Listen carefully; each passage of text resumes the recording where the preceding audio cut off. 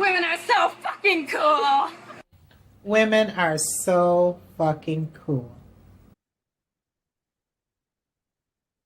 Hello, it's that time again. Women are so fucking cool. The podcast where we respect, encourage, and celebrate all people.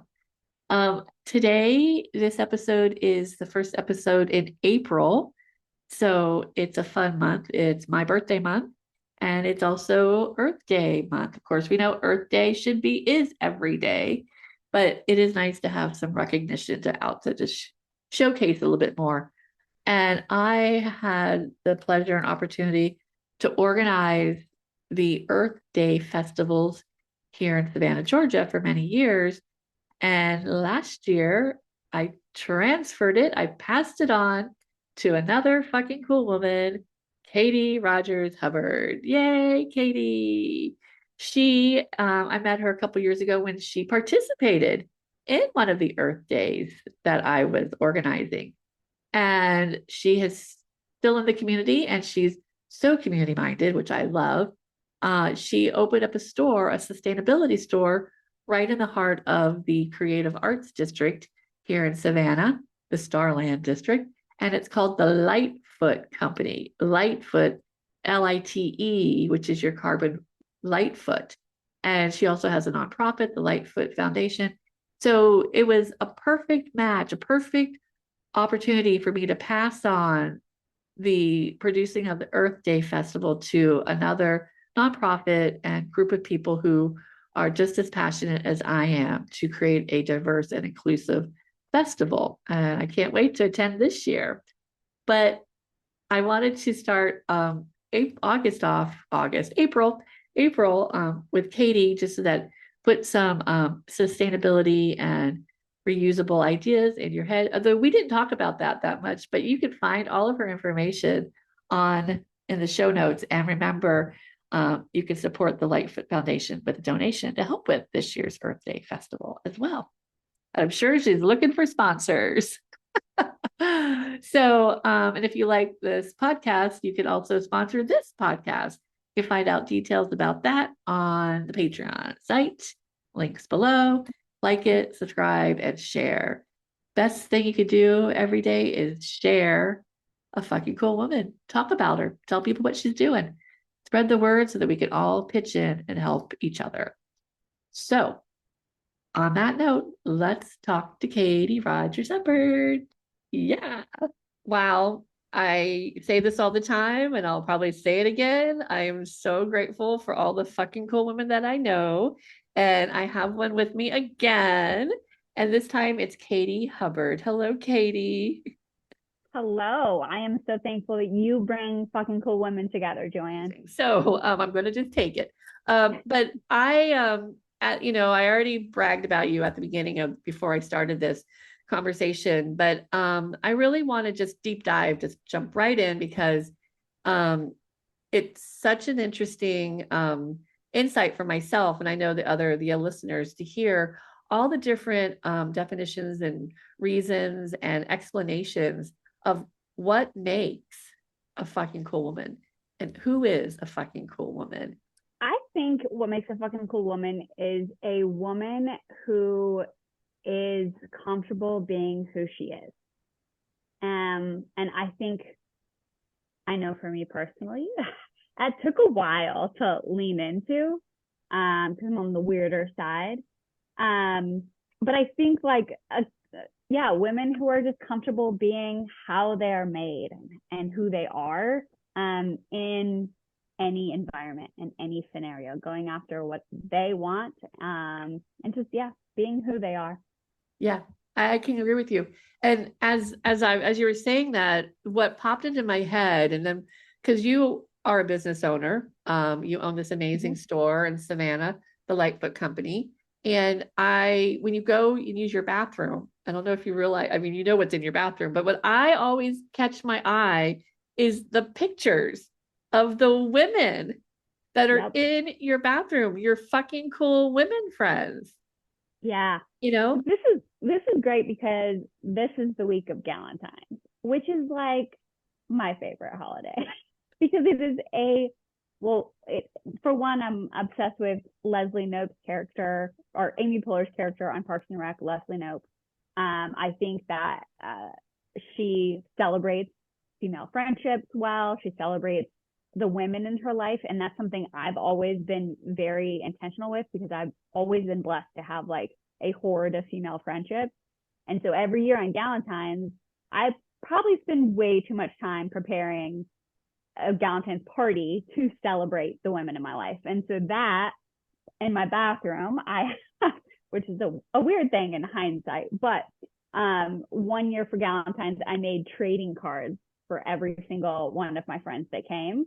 And everyone had like a beautiful picture of them that I creepily found. And then like stats, like what I loved about them, what they were good about. And I made like individual ones for everybody, but then I blew up them and had them all sign it. And that's what's hanging in my bathroom at the store, is like their trading cards. They're like personal stats of like why I think they're amazing women. Well, I think having them in the bathroom is really the ideal place, because think about how many amazing conversations you've had with either a woman that you know or a stranger in the bathroom, women's bathrooms. Yeah. Yeah. Usually they're like, what's that about? All these wonderful women staring at me while I go to the bathroom.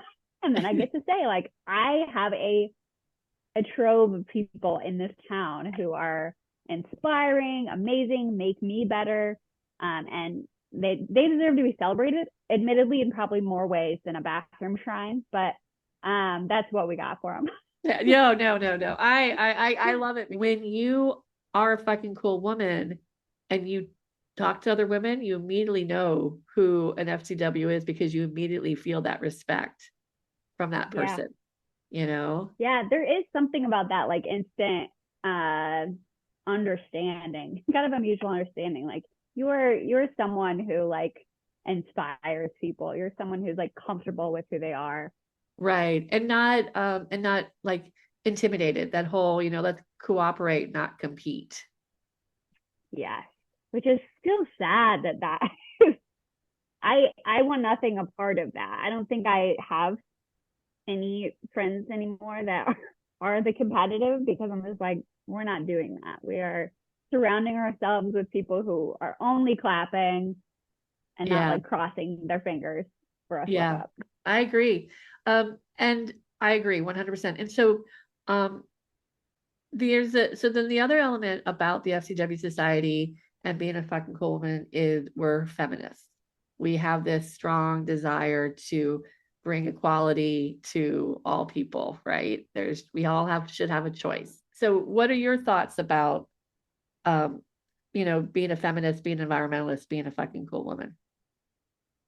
Yeah, I think like that like intersection just makes sense to me. Like I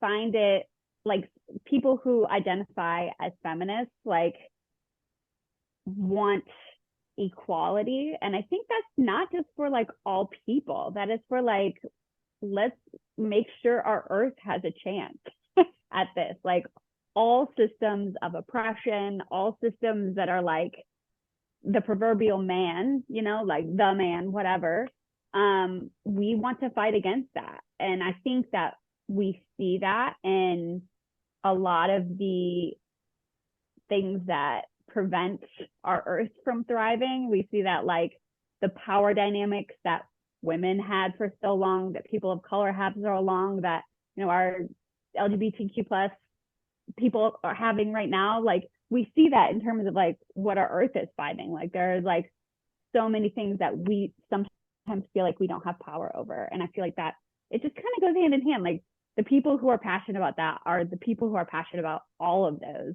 injustices.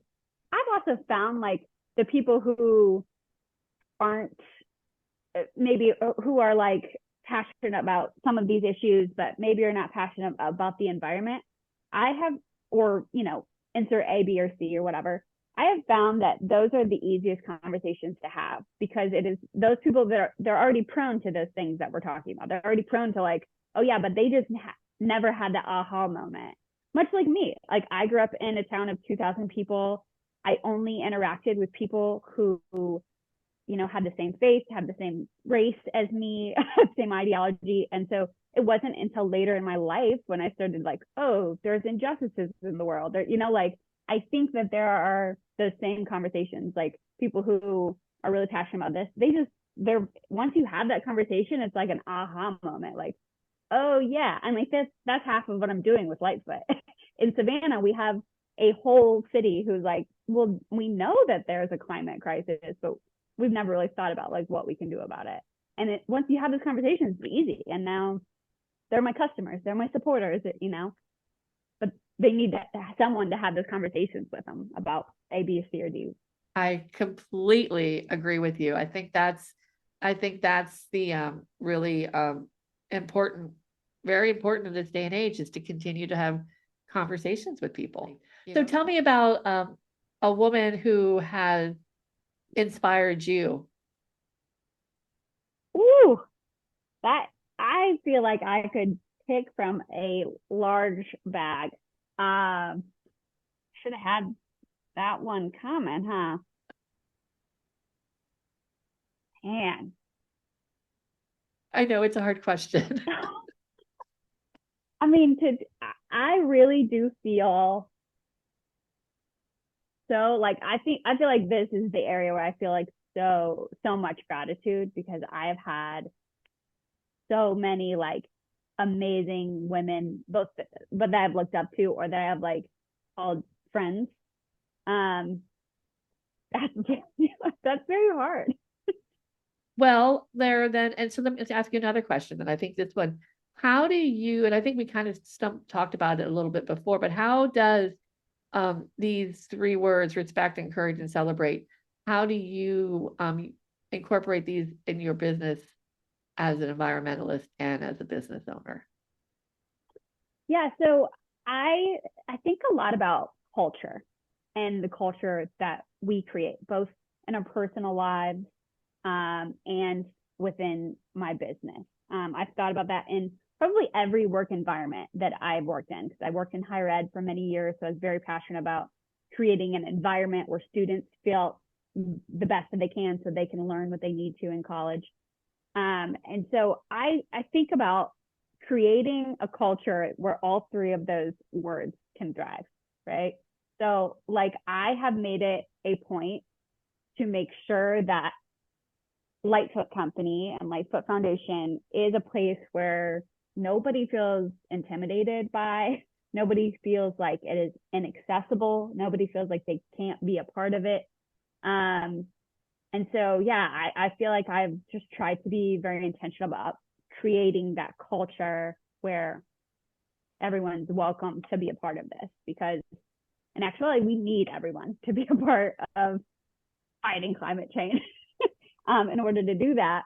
But I do know that, I mean, God, especially in light of what our country's climate is in, a lot of people don't feel comfortable doing like going to a store to buy basic needs because of how corporations have aligned themselves. And I just feel like that is insane and should not happen. I'm like, I sell hand soap. Like, let's make sure people feel comfortable getting hand soap, get it, no matter who they are. And so I think I've just tried to create that environment and that culture where everyone can take part in it. But how do you navigate staying aligned with what your values are, and supporting your community and supporting the business owners locally, and supporting the local, the staff of all these, there's so many jobs tied up with everything, Yeah. It's hard to do that. I think like number one, when you first started talking, like part of that is I feel like I am always kind of true to who I am, right? I try as hard as one can, right? And so part of my kind of natural inclination is to just support those around me and bring people together.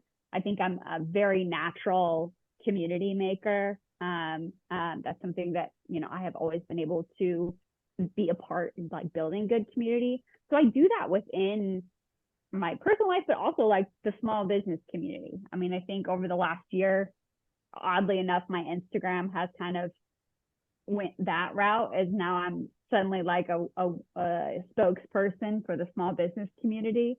And I think, like, you know, helping to make other owners, whatever they are, whether they're, you know, female or not, feel connected to each other.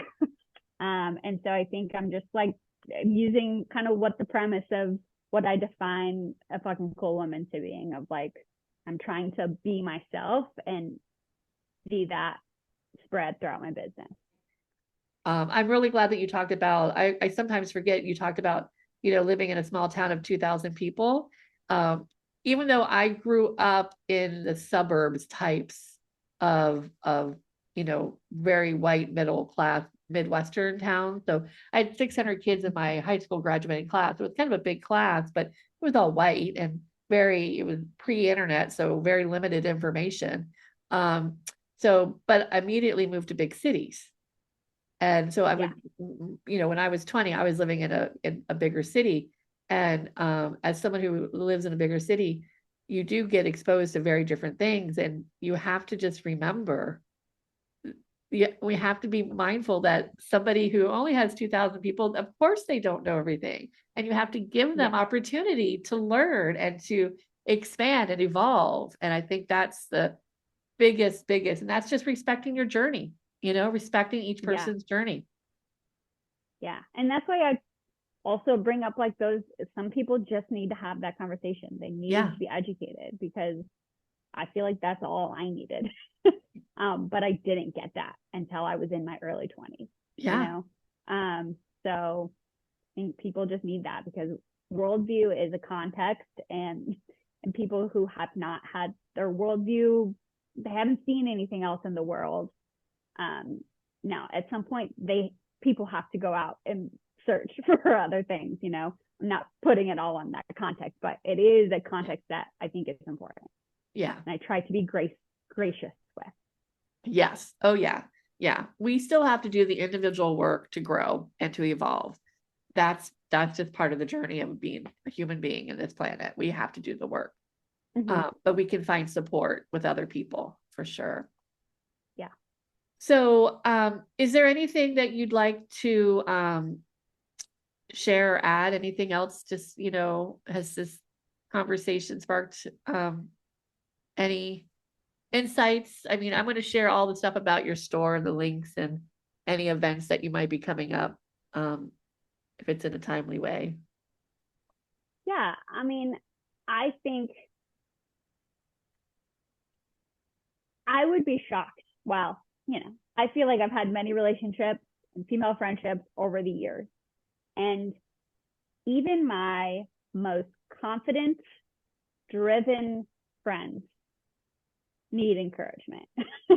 And they have voices still that say, maybe today I'm not fucking cool, you know? And they could have 99 straight days when they think that. But there is times when we all think that. And I think that is the importance of having conversations like this, of having podcasts like this, having people who are like passionate about like encouragement and things like that, because I think that we all just kind of need to be in each other's lives and be a reminder of that, because everyone's going to have their days, months, years, whatever. But I think it is important to know the broader scope of it. Like, I think that it is because of the work everybody is doing that I think that we're able to continually like find our power, and our drive is the people around us who are encouraging as well. And I think that just like cascades on one another. Yeah, that's really, you can't hear that enough either. You can't hear it enough. You can't, you know, because I really liked what you said, 99 days of feeling on top of the world, and that one moment you can just, Yeah. so And I say that because a lot of our context is, how do people appear in marketing? How do people appear in their social media? Because I'm thinking just like the business context. And that is just such a small scale of what things are. So just continue to be for the people in your life. yeah, exactly. And also I want to just put out there, even if you don't, if you're listening to this, you have the FCW Society behind you. Even if we don't know you, you know that if we were to meet you and have a conversation with you, you would immediately be like, yep, you're part of it. So just knowing that there are fucking cool men out there supporting you, you're in a good place. Yeah. Yeah, it is. Also go to therapy. Everyone should go to therapy. Big Big time. proponent of therapy.